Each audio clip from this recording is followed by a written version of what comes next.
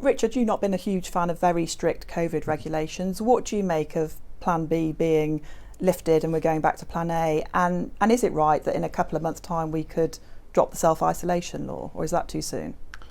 Well, I am pleased that the Prime Minister decided to stick with Plan B, and it does look like that was the right judgment to be made. And I do welcome the announcement that we will be relaxing further. But as someone who has been more on that liberal side, I think we have to be mindful now that we're reading that there will be a large number of people who are very worried about relaxation. They'll have family members that might be particularly vulnerable.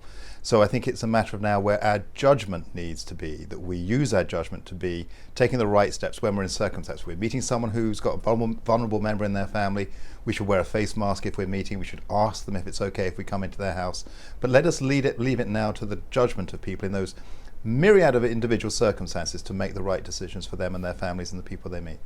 Daniel, across. And Richard, just quickly on the issue of vaccinating NHS staff, there are 10,000 healthcare workers across the East of England who are not double vaccinated and we presume won't be so in time for the deadline. Is it still right that they should lose their jobs, some of them should lose their jobs if they're frontline workers?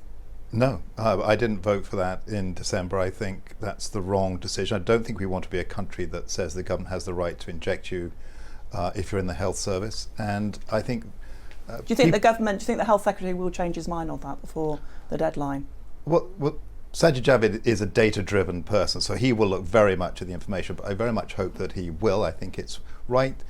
Our health workers know about the health of the people they treat and about their own health, and I think we should leave the judgments to them and talk to them. I think there were some very good points made in the debate by the Labour members as well as Conservative that we should trust our health workers in those situations and not have compulsory vaccination.